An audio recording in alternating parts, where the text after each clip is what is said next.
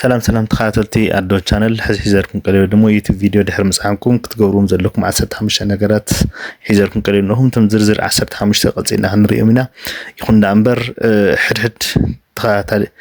تخطالي كقورهم سلازقبا سنة مكتال كون نكون مقدمة منه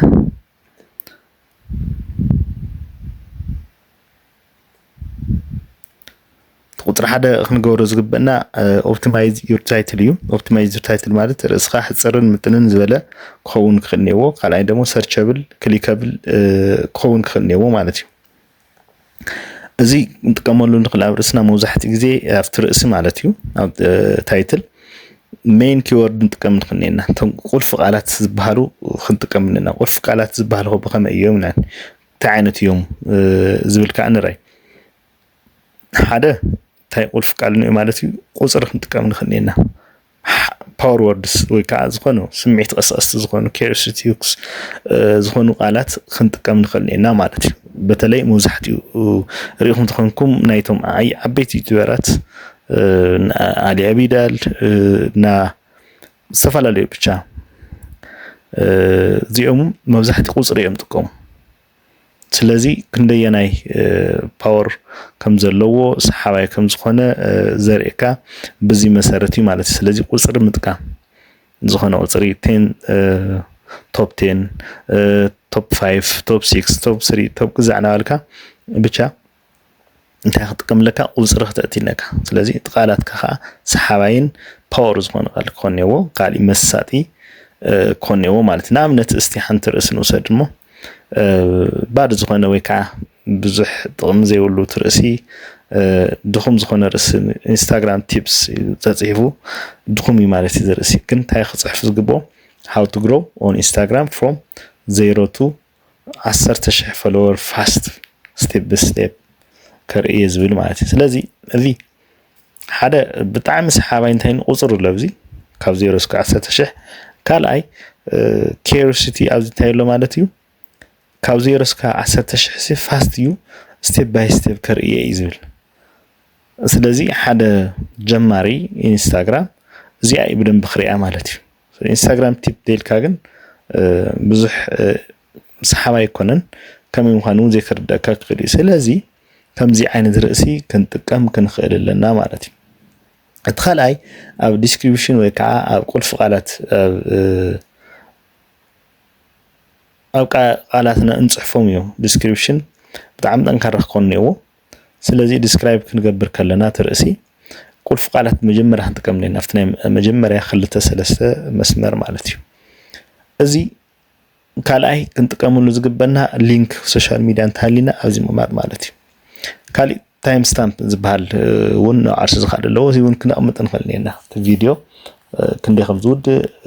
chapter 1 chapter 2 chapter 3 وكا introduction كقصي زلو رسي كم عينت مقمات مالتي كناتو سوشيال ميديا تقمط كنتونكا ناي محاورا ميديا تقمط كنتونكا تملكتها بقليل كرخوخا ايوم سو زحتو وحتو ونتاليو بوخحت خاقليو موزحتيو و تخطاتالي سوشيال ميديا بقتا كرخوكا ازدلي او كومنت كصحف بزح سلازي الرأي مالتي سلازي ياو كمي غيرنا انا هنصحفون زين نامنت ابز فيديو زي عسد حمشته دحري فيديو مسعنكا نمستخات قورم زرزر اللي امطلكا مالتي كومنا على حد كامطلكا قلي مالتي سلازي حدا ستيب ستيب كون نيو كفت حدا نفت حدا ختزل كلها ستيب حد كاوي ناوي كم زخيد زرعي كون كخنيو مالتي ديسكريبشن وكات مجلسي تقمطو مالتي كاو كونتنت استراتيجي خلينيو تا تحسطو استراتيجي او خلينيو هاشتاج خلينيو هاشتاج توزي حمشته تزغوني من راس كاول علي بزح هاشتاج مقمات طمي يقولون سلازي بزعوا هاشتاج خا او كالي فيديو قالو او مرأي تدخليهم سلازي هاشتاجون كتقمط لك هاشتاج تقمطون تمساسال مسترسي እና نشكا انتي هم بمثل مسارت كون لو ماتي تنبر سالساي تيجي ኣብቴግ ኣብዚ ክትጥቀሙ ትኽእሉ ሓደ ብጣዕሚ ኣድላይ ዝኾኑ ቃላት ኢና ክንጥቀም ዝኽእል ኣብዚ ሕፅርን ምጥን ዘለ ስለ ዝኾነ ብጣዕሚ ሓፀርቲ ቃላት ስለ ዝኾኑ ምክንያቱ ኣብ ዩቲብ ሰርች ተገይሩ ቀሊል ክመፀልና ዝኽእል እዩ ዝቕመጥ ኣብዚ ምስቲ ናትካ ካታጎሪ ከዓ ንሽ መሰረት ጌርካ ተቐምጥ ነካ ካልኣይ ትርእሲ ቁፅሪ ሓደ ታርእሲ ባዕላ ኮፒ ፔስት ጌርካ ኣውሪድካ ኣብ ታግካ ተቐምጥ ኣለዋ ታርእሲ ማለት እዩ ሰርች እንትበይንሽ ከዓቢ እንትኮይኑ ንኣብነት you must do not after uploading YouTube video ኢልካ ዲኣ ተወርዳ ማለት እዩ ኣብ መጀመርያ ክትቐምጣ ኣብ መጀመርያ ልክዕ ምስ ቀመጥካያ ሰርች ኦፕቲማይዜሽን እንታይ ይኸውን ማለት እዩ ይዓቢ ዘለካ ስኮር ኣው ኤሪካ እዩ ስኮር ንምርኣይ ወይ ከዓ ሰርች ኦፕቲማይዜሽን ደረጃ ንምርኣይ ተደልኹም ግን ኣብ ቪዲዮ አይኩ ዝበሃል ኣሎ ቪዲዮ አይኩ ዝበሃል ሰርች ጌርኩም እሱ ዳውንሎድ ጌርኩም ኢንስቶል ትገብርዎ ትኽእሉ ኢኹም ወይ ከዓ ቲበዲ ዝበሃል እውን ኣሎ ክልቲኦም ትጥቀሙ ትኽእሉ ኢኹም ታግ በተለይ ብጣዕሚ ዝሕግዘኩም ማለት እዩ ከመይ ጌርና እዩ ክንጥቀም ንኽእል ታግ ዝብል ሓደ ሚክስድ ክኾን እውን ኣይክልቱ ሃይብሪድ ዝኾነ ነገር ሚክስድ ማለት ትናይ ዩቲዩብ ቻነልኩም ናይ ቻነልኩም ኪወርድስ ዝበሃሉ ኣሎ እቶም ናይ ቻነል ኪወርድኩምና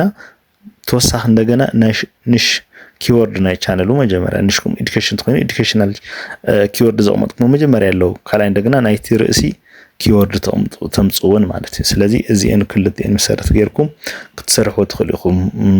እዩ ማለት እዩ ንኣብነት ከምቲ ናይ መጀመርያ ርእሲ ተጠቕምናሉ ኢንስታግራም ግሮዝ ሶሻል ሚድያ ቲፕ 10k followers ስለዚ ከምዚ ዓይነት እንጥቀም ንኽእልና ማለት እቲ ናይ ረብዓይ ሓደ በረብዓይ መብዛሕትና ችላንሎ ተምኔል እዩ ተምኔል ብጣዕሚ ሰሓባይን ብጣዕሚ መሳጣይን ክኸውን እኒአዎ በተለይ ንዓይኒ መጀመርያ ዝረአይ ንሱ ስለ ዝኾነ ኣብ መጀመርያ ቁፅሪ ሓደ ዝረአየና ተምኔል ስለ ዝኾነ ተምኔልና ብጣዕሚ ሰሓብን መሳጥን እንተዚ ኮይኑ ኣስቸጋሪ ዝኸውን ካልኣይ ከዓ ተነባቢ ከለሩ ፍሉይ ዝኾነ ቦልድ ዝኾነ ክኸውን ክነው ብኸመይ እዩ ያው ከስተም ተምኔል ሰርሕ ከለና ቦልድ ቴክስት ፕላስ ፌስ ዝኾነ ፌስ ከሊልዎ ገጽና እውን ቴክስትና ደሞ ካብ 3 እስከ 5 ቃላት ክበዝሕ ይብሉ ካብ ላዕሊ ተወዚሑ ብዙሕ ኣድላይነት ስለ ዘይብሉ ብዝኾነ መልክዕ ግን ዝርዝር ተምኔል ኣብ ዝኾነ ቪድዮ ኣሎ ክትረኽቡ ኢኹም ኣብቲ ናተይ ቪድዮ ኣሎ ኣብኡ ቼክ ምግባር ትኽእሉ ኢኹም ሃይ ኮንትራስት ማለት እቲ መደብ ናይቲ ተምኔል ብደንቢ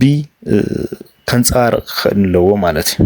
ካብኡ ቪዥዋላይዝድ ዝኾነ ሁክ ክፈጥር ክኽእል እኒአዎ ቪዥዋላይዝድ ሁክ ክፈጥረልና ክኽእል እኒአዎ ማለት እዩ ንኣብነት from 0 to flowers with bright background and reaction face ኣብዚ ዓይነት ብራይት ዝኾነ ባክግራውንድ ተጠቒምካ reaction face ማለት ፌስ ገጽ ናይቲ ናይ ኣብ ተምኔልና ነቕምጦ ዝኾነ ነገር ዘርኢ ክኸውን ሪኣክት ክገብር ክኽእል እኒአዎ ማለት እዩ ንኣብነት እዛ ርእሲ እዚኣ ርእይዋ 15 must do after uploading ዲኣ ማለት ምክንያቱ 15 ነገራት ኣለዉ እዚኦም ሲ ድሕሪ ኣፕሎድ ምግባርካ ክትገብሮም ዝግበአካ ኢሉ ሕፅር ምጥን በለት ኣብ ተምኔልና ተናተ ተምኔል ሪኢኹም ትኾንኩም እዚኣ ተቐምጥ ማለት እዩ ስለዚ እታ ተምኔል ሕፅር ዝበለት እያ ብጣዕሚ ከዓ ሰሓቢት እያ ማለት እዩ ሶ በዚና ክንጥቀም እንኽእል ተኸታተልቲ ኣዶ ቻነል ካሊ select proper playlist እንጥቀም እንታይ playlist ድልዩ እዩ ምናልባት ኣብዚ playlist ንምንታይ ኣደት ሄድኩም ሓደ playlist ክትቐምጥ ከለኹም ንኣብነት ሓደ ሳብስክራይበር መፅኡናትኩም ክሪኤልኩም ከሎ ብplaylist ኣሲርኩም እንትኾንኩም ግን ዋች ሃወርኩም ይዓቢሎ ማለት እዩ ምክንያቱ ሓደ ቪድዮ ንሓደ ቪድዮ እንታይ ይገብሮ ሪኮመንድ ይገብሮ ማለት እዩ ሓደ ቪድዮ ንሓደ ቪድዮ ሪኮመንድ ናገበረ ዝኸግድ እንትኾይኑ ዋች ሃወር ይዓቢሎ ማለት ዋች ሃወር ይዓቢሎ ማለት ያው ኣብ ዩቲዩብ ቁፅሪ ሓደ ተደላይ ዋች ሃወር ስለ ዝኾነ ማለት እዩ ካብ ሳብስክራይበር ንላዕሊ ዋች ሃወር ዝድላይ ኣብ ዩቲዩብ 1000 ሳብስክራይበር እንተመሊኻ ዋች ሃወርካ ምዕባይ እምበር ድሕሩ ሳብስክራይበር ብዙሕ ኣድላይነት የብሉ ማለት ኣይኮነን ግን ክንዲ ዋች ሃወር ኣይኮነን ማለት እዩ ዝሕሳት ዋች ሃወር ቁፅሪ ሓደ ዝድላይ ኩሉ ነገር ሳብስክራይበርካ ያው ንበዝሕ ንኽበፅሕ እንተዘይ ኮይኑ ዋች ሃወር ቁፅሪ ሓደ ላይ ማለት ስለዚ ፕሊስ ፕሌሊስት ክትኣስርዎ ኣለኩም ቪድዮ ምፅዓንኩም ኢሚዲየትሊ ፕሌሊስት ምስ ሓደ ከተተሓሕዝዎ ትኽእሉ ኢኹም ማለት እዩ ስለዚ ፕሌሊስት ተታሒዝናዮ ዓርሱ ዝኻደ ስም ወይ ከዓ ሽም ኣውፅኢና ናይ ዓርሱ ዝኾነ ኣብ ሶሻል ሚድያ ማርኬቲንግ ትኮይኑ ብዛዕባ ሶሻል ሚድያ ማርኬቲንግ ቱቶሪያል ብዛዕባ ኢንስታግራም ግሮዝ ትኮይኑ ብዛዕባ ኢንስታግራም ዘውጋዕኹሞም ሓደ ዓይነት ዝርዝር እንታይ ክኾን እኒአዎ ማለት እዩ ሓደ ቅመጥልዎ ስለዚ ካብቲ ሓደ ናብቲ ሓደ ክሸጋገር ከሎ ብዓርሱ ዝፈጥረሎ ማለት እዩ እቲ መበል ሻድሻይ ቪድዮ ቻፕተር ታይም ስታምፕ እዚኦም ግዴታ እዩ ሓደ ነቲ ዩቲዩብ አልጎሪዝም ንክዓቢ ይሕግዙ እዮም ማለት እዩ ምክንያቱ ዩቲዩብ አልጎሪዝም ክዓቢ እንተኮይኑ ሕድሕድ እዚኦም ክቅመጥ ኣለዎም እዩ ዝብል ናይ ዩቲዩብ ፖሊሲ ሶ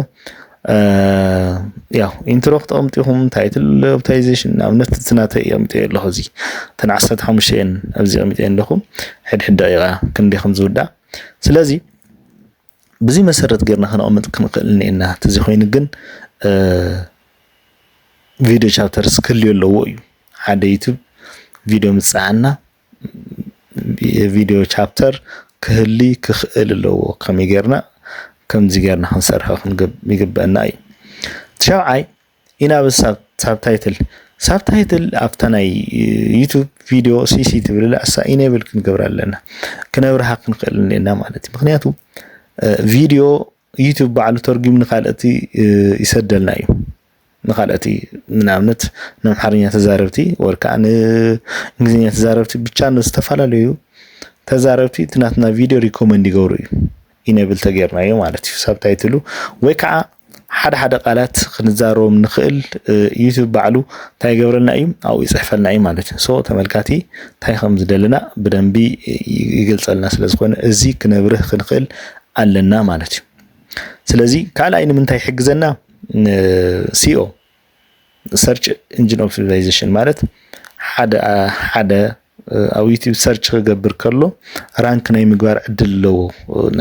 ደረጃ ናይ ምትሓዝ ዕድል ኣለዎ ማለት እዚ ተበሪሁ ስለዚ ኣውቶ ጀነሬት ጌርና ክነቅምጥ ክንክእል ኣለና ማለት እዩ እቲ ሻምናይ ኣድ ኢንድ ስክሪን እዩ ኣድ ኢንድ ስክሪን ብጣዕሚ ኣድላይ እዩ ብጣዕሚ ኣብ መጨረሻ ታይና ኣድ ኢንድ ስክሪን ተቀሚጥናሉ ሓደ ፕሮሞት ይገብሮ ሓደ ቪድዮ ፕሮሞት ናገበረ ይስኸይድ ማለት እዩ after playlist increase ገበረልና ማለት እዩ ስለዚ ኢንድ ስክሪንና እንድሕር ቀሚጥናሉ እንታይ ገበረና ማለት እዩ after ቪድዮ ነው ባዕል ፕሮሞት ይገበረና እዩ እዛ ቪድዮ እዚኣ እውን ከምዚ ዓይነት ርእስ ስለዘላ ተመልከቱ ኢሉ ይመፀሉ ናይ መጀመርያ ተመልካታይ ማለት እዩ ንኣብነት ነዚ ዩቲዩብ እዚ እንዛ ቪድዮ እዚኣ ትርኢ ዘለኹም ተመልከት ሕዚ ይኸው ዝተፈላለዩ ይመፀልኩም እዩ ላዕሊ በተለይ after ናይ ላዕሊ ጠርዚ ኣብዚ ከባቢ ዘሎ ጠርዚ ማለት እዩ በዚ ይመፀልኩም እዩ በዚ ጠርዚ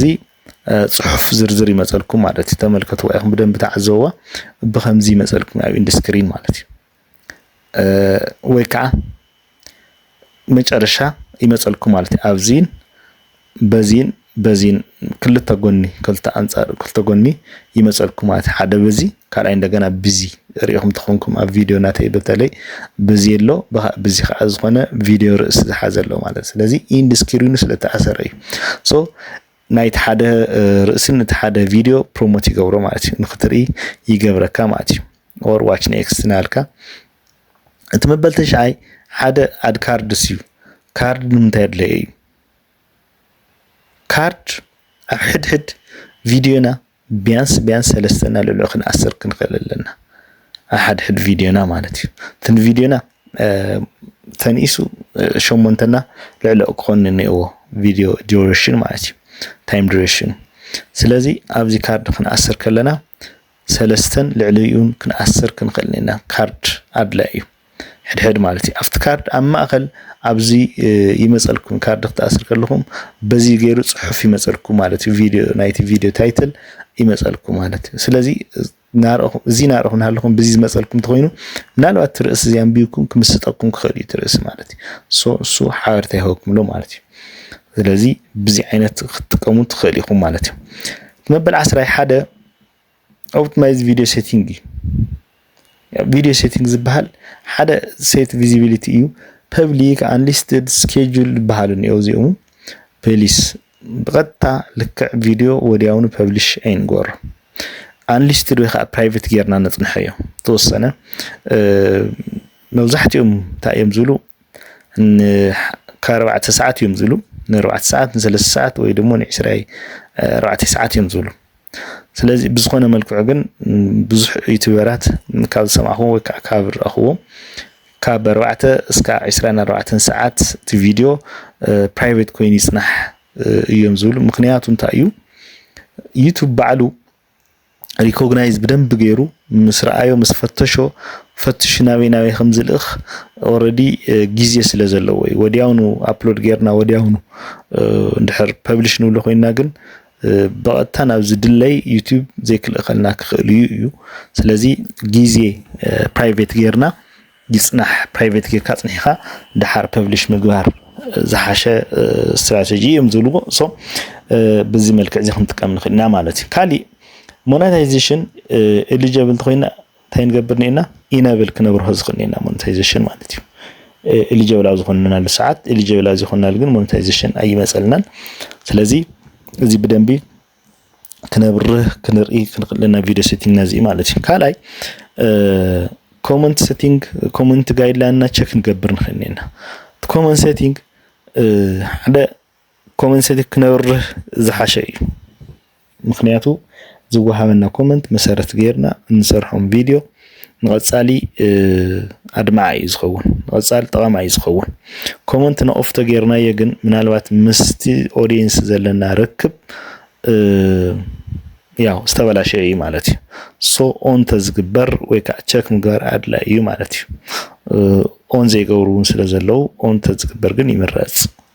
ጠሙን ስለዘለው ማለት እዩ ካሊ ቪዲዮ አፕሎድ ምስገበርና ሼር ክንገብሮ ንኽእልና ማለት እዩ ምክንያቱ ትራፊክ ወይ ከዓ ተመልከቲ ክንምጽሉ ክንረክም ተኮይና መብዛሕትኡ ካብ ዝተፈላልየ ስለ ዝርከብ ታንገብርና ናብ ኢንስታግራም ናብ ቲክቶክ ናብ ትዊተር ሊንክድኢን ፌስቡክ ብቻ ብላብላ ክንልኽ ንኽእልና አው ግን ክንቅምጥ ከለና ፖስት ክንገብር ከለና ግን ታንገብር ሾርት ሁክ ወይ ከዓ ግራብ አቴንሽን ግሪፕ ክንገብር ንኽእልና ንሽተይ መንጠልጠሊ ሐሳብ ሚድና ፖስት ክንገብር ንኽእልና ማለት እዩ ምክንያቱ ተመልካቲ ይመጸናል ልክ ተመልካት ምስመጸ ዋች ሃወርና ከዓቢ ስለ ዘለዎ ማለት እዩ ኣብዚ ክንሰንፍ የብልናን ቪዲዮ ፐብሊሽ ገርና ኣብ ዩቲዩብ ኦሬዲ ፐብሊሽ ገይረሎ ኺልካ ጠጠው ምባል ትክክል ኣይኮነን ማለት እዩ ሶ ታይ ክንገብርኒና ድሕሪ አፕሎድ ምግባርና ሼር ሶሻል ሚዲያ ኣብ ግሩፕ ይኹን ኣብ ፕራይቬት እናኸድና ሼር ንገብሮ ማለት እዩ ሼር እንተገርና እንታይ ይኸውን ተመልካቲ ይስሕበልና ዘን ተመልካት ንጽዩ ሰብስክራይብ ገብር ክእል ኤኒዌይ ብዙሕ ነገራት ወይ ከዓ ዋች አወር ክርኤና ኸሊ ማለት እዩ ሶ ተኸታተልቲ አዶ ቻናል እስቲ ሰብስክራይብ ዘይገበርኩም ሰብስክራይብ ሼር ኮሜንት ሐሳብኩም ግለጹልኝ እስቲ ምክንያቱ ናትኩም ሐሳብ ናቴ መሰረት ይሞ ስለዚህ ሐሳብኩም ግለጹልኝ በሐሳብኩም መሰረት ገረ ቪዲዮ ከሰርሐልኩም ክሪና አጻሊ ላይክ ሼር ናገርኩም ንኻሊ ክባጻሕ ካልእትካ ክትቀምሉ መሰረት ናገበርና ሰብስክራይብ አይንረሳ تعسات خلت هذا بين كومنت بين كنجبر نخنينا كومنتنا بين كنجبر كلنا أو رايت كل جير عن الرخو أو صار حو حدد already كتفلت ويهم اللي سلز قمتنا يصير على خمس ركب خميهم سرح سجمنت وين كومنت صحف لي كصحف لكم أكثر هي فيديو نهدنا عسات خمسة مالتي تزي خينا جن بين تاني كنجبر لنا call to action ማለት ዝኾነ ሐሳብ ገላጺ አው ክንገብርና ናብነት subscribe ጎሩ like ጎሩ comment ጎሩ ዝብል ማለት ነው ናብነት subscribe for weekly social media tips what tip was your favorite comment below ናብነት ኮም አይነት ዝኾነ ቃላትና ተጠቅምና ክንቀምጥ ንኽእልና ፒን ኮሜንት ማለት after ፒን ዝገብራ ኮሜንት ናይ ዋዕና ስለ ዝኾነት ማለት ፒን ክግበር ከነይዎ ኮሜንት ማለት አው ኮሜንትና ፒን ክንቀምጥ كنخيل على እዩ ካላይ engage in the first hour ማለት ዛን መጀመሪያ ሰዓት አካባቢ ኮሜንት ዝወሃበና ታንገብር ንኽእልና ማለት እዩ ምስኡ ያው ፓርቲሲፔት እንገብርኒና መስኽን ህብኒና ሪስፖንድ እንገብርለና ማለት እዩ ኣብቲ ተጻሕፈት ወይ ከዓ ላይክ ተገይሩ ላይክ ኢልካ ሄርት አይነት መሃ ማለት እዩ ስለዚህ ኣብዚ ላይክ ሪፕላይ ምግባር ቪወር ኮመንት ምርኣይ ማለት እዩ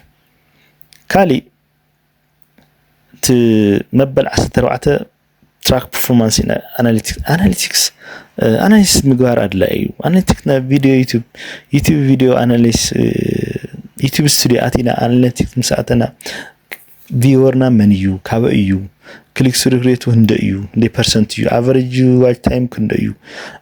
ምክንያቱ እዚ በደንብ ክንሪኦ ክንክልልና እንድሕር እዚ ዘርአና ብጣዕሚ ቪው ተመልካቲና እንታይ ምዃኑ ናይቲ ቪዲዮ ፐርፎርማንስ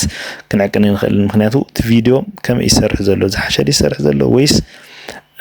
ዝብል በደንብ ንምርኣይ አድላይ ስለ ዝኾነ ማለት እዩ ካላይ አጀስት ፕሮሞሽን ስትራቴጂ ቤዝድ ኦን ኢኒሻል ፐርፎርማንስ ማለት እዩ አጀስት ክንገብርና እንሻሉ ስለዚህ በዚህ መሰረት ገርና ከነስተካከል ይግባእ ማለት ካሊ ትመበል 15 ትናይ መወዳታ ማለት እዩ ኢንካሬጅ ኮሚኒቲ ኢንተራክሽን ኢንካሬጅ ከሚገርና እና ኢንካሬጅ ገሩ ያው አስክ ቪወርስ ላይክ ኮሜንት ናምነት ቅድም ላይክ ገሩ ሼር ገሩ ሐሳብ ታሊኩም ግሩጽ ሰብስክራይብ ካ አይትረስዑ ዝብል ወይ ከዓ ንቀጻሊ ቪዲዮ ክስርሕልኩም ዝኽእል ርእስ እንተሃልዩ ብዛዕባ ርእስ እዚ ዝብል ሕቱ እንተሃልዩኩም ካ አፍቲ ኮሜንት መጽሐፊ ካሊ ዝብል ተቅርብ ማለት ይባልካ ሶ ወይ ከዓ ከመይ ርኢኹሞ ዘን 15 እዚአኑ ከመይ ትጥቀሙሉ ነይርኩም ሕቶ መልክዕ ተቅርብ ብሕቶ መልክዕ ተቅርበሉሞ ሶ ልምድ ናይቲ ተመልካቲ ይገልጸልካ ማለት እዩ ወይስ ኩሉ ግዜ تتقوموا لنيركم هذا فيديو أبلود نسقوركم كل جزء 15 زينو تتقوموا لنيركم ويس كما يهم نيركم أي تتقوموا لنيركم سو استي انتي تمرت رخيكم أبزي كستخاخل زقبو حساب انتهاليو حسابكم قلصوا الليلكا ملقت محلاف مالتي سلازي encourage community interaction مالت زي he's a like button if you want more Instagram growth tips مالت بقى عندحر زخالي زحش اختركم تقولكم هيت مالت بقى لايك شير كومنت جور عينت زرواتات تقمط مالتي سلازي تخاتلتي ادو channel نلوم عن حزركم قرقو زي المثل اب قصالي كالي رسل حزركم سكا زقرب سنين احو منا تشاو